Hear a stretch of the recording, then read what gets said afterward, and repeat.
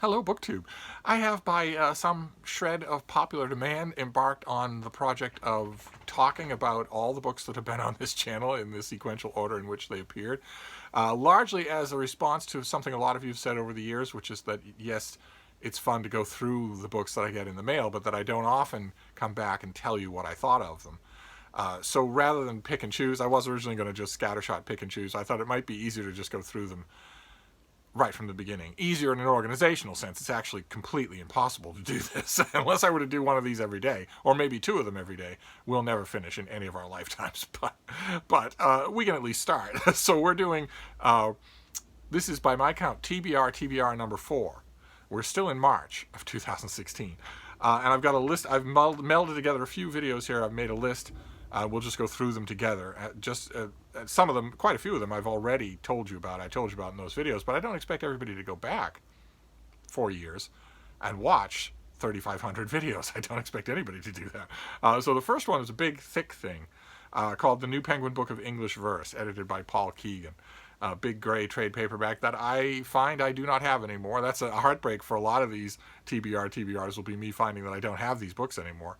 And this particular book had a distinguishing feature in that, unlike many 1,000-page English poetry anthologies, it presents the poems strictly in chronological order of their publication, of their first appearance. So it's not, here is an author's birth date and death date, and now we're going to show you 10 of those authors together, but rather you have like a domino effect. Very, very good. Very interesting to read. I don't know why I got rid of my copy, but I did. Then the next one was a cheap trade paperback of The Sot-Weed Factor by John Barth. What I consider to be a great American novel of the 20th century. I think it's a handful of those novels that just aren't read at all. They aren't studied. They aren't even characterized as great novels of the 20th century, which is a terrible shame, and I would list The Sot-Weed Factor among them. It's certainly the best thing Barth ever wrote. It's a historical novel, but it is antic and wild and very funny. Scabrous, but very funny. And then the next one was a work of history, The Year of Decision, 1846, by Bernard DeVoto. A great work. This is a great author. I don't know the status of his work. What I wouldn't give for Penguin Classics to do his three great books, or for the Library of America to do a box set of Bernard DeVoto would be just incredible. I wish, of course, that all of his stuff were in print. I wish there were a big volume of his collected letters, a big volume of his collected essays and nonfiction would be great. I wish that he were better known to the public. I don't think he's known at all, unfortunately. And The Year of Decision is just terrific. It's, I think, probably my favorite of all of his books. Then hardcover with a dust jacket of West with the Night by Beryl Markham, an absolute 20th century classic, something that I believe is sort of known that way. I wish it were better known, but I think it's still known as being really an amazing work of nonfiction, brilliantly written about basically a barnstorm aviator. I mean, Beryl Markham was a lot of other things, but she was an aviator in the very earliest days of aviation and had great stories to tell and had the wit and the skill to tell those stories. So West with the Night is an irreplaceable thing. Then there were a batch of murder mysteries. Rain Dogs by Adrian McKinty. Adrian McKinty is a mystery author, a contemporary mystery author, gritty urban mysteries. An author I very much like. I've liked him right from the first book I read by him was Dead I'm Well May Be, and I thought that was terrific. I've liked almost everything he's done. Rain Dogs didn't make a strong impression on me, but it still had great parts to it. Then A Brilliant Death by Robin Yocum, another murder mystery. This one didn't really end up appealing to me much at all. I think I reread it when I got a trade paperback, and it still didn't do anything for me, so some of you might have better luck with it, but not me.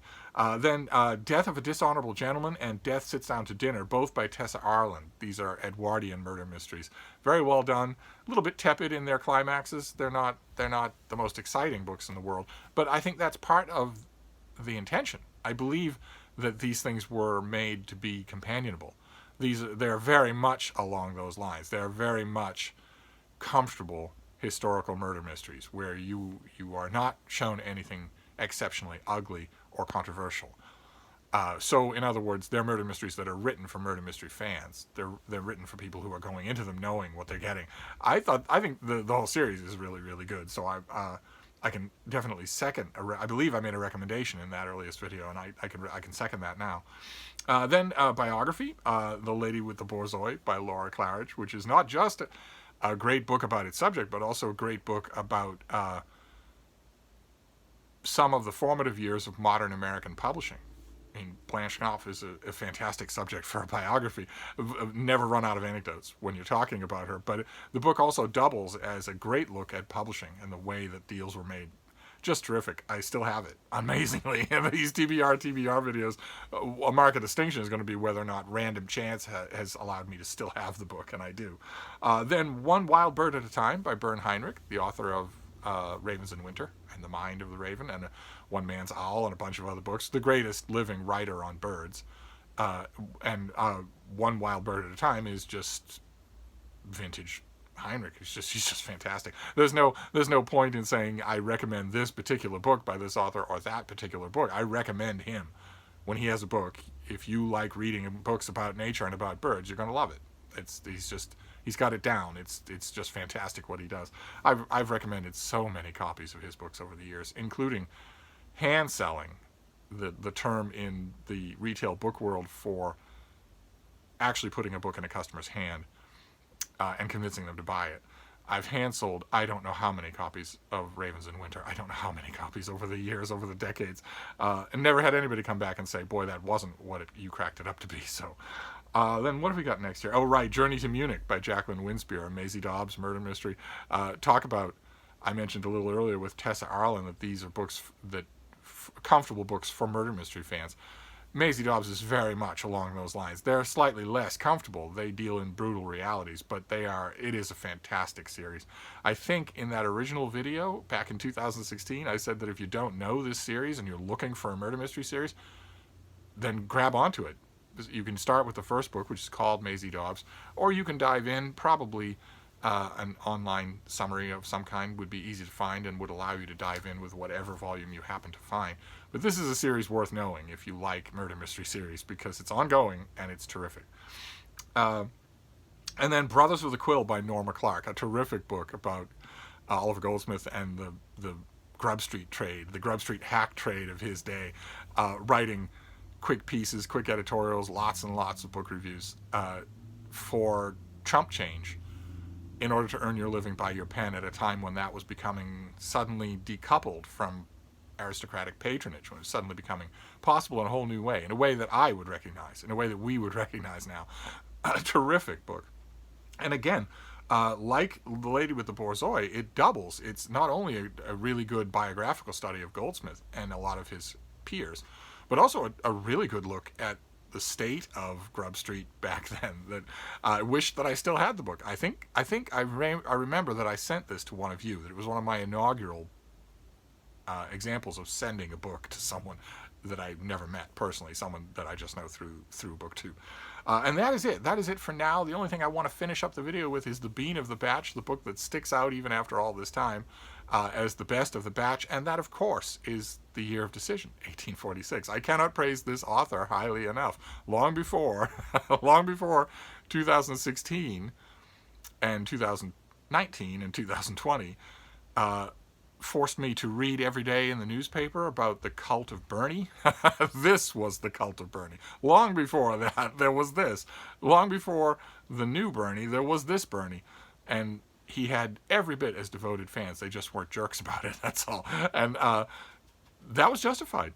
He was a great teacher, first of all. Oh my God, could pack in auditoriums and people left enraptured. Who knows how many historian or history-related careers were made by those lectures. I don't think we'll ever be able to know. For every historian who goes on to get a major publisher contract and remember to thank Bernie DeVoto in his acknowledgments, there'll be 5 or 6 that didn't remember to do that, or that pursued history without a major publisher contract and made valuable contributions anyway and remembered always his voice in their head, telling them, to take nothing for granted, telling them not to be complacent, telling them to above all be readable. so I'm afraid the bean of the batch this time around is almost 100 years old. But nevertheless, I'm sure that I recommended it at the time of that original video, and I recommend it again now. On the Year of Decision, I'm pretty sure that it's not in print anymore. I don't think Bernie DeVoto is in print anymore, but it's had 1 million reprints, so it will certainly be available online. I don't think at the moment, scandalous though it is, I don't think I have a copy of it at the moment. I'm pretty sure that the copy that I hauled in that video 4 years ago went out to a friend, and I just haven't seen it again. That's all. This is an author where I would want him in hardcovers with dust jackets. I wouldn't want any of the innumerable trade paperback prints that have happened since then. That just, he's an author that I'd want to manhandle the book and extensively annotate it all over again. So I'll just wait. This would be a perfect case, and this would be a perfect moment in this video where I'd ordinarily say the Brattle will provide, referring to the Brattle Bookshop in Boston, where I used to go all the time to get whatever. This is a perfect example of something that I would have used the Brattle for in, say, 2019.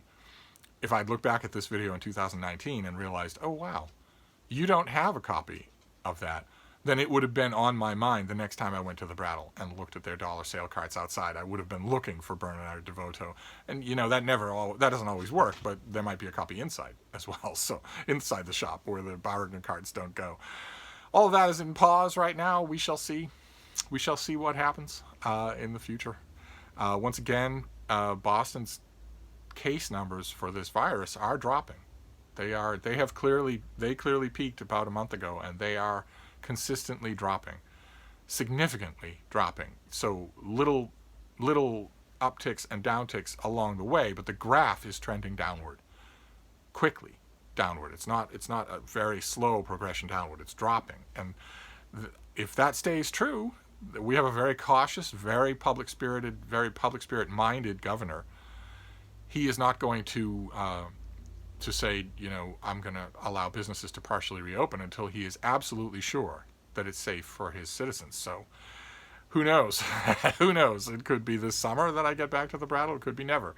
But this would have been a perfect case where I would have said, well, I'm not going to worry about it because the Brattle will provide. I'll find a copy there, and then I'll have it and try not to give it away.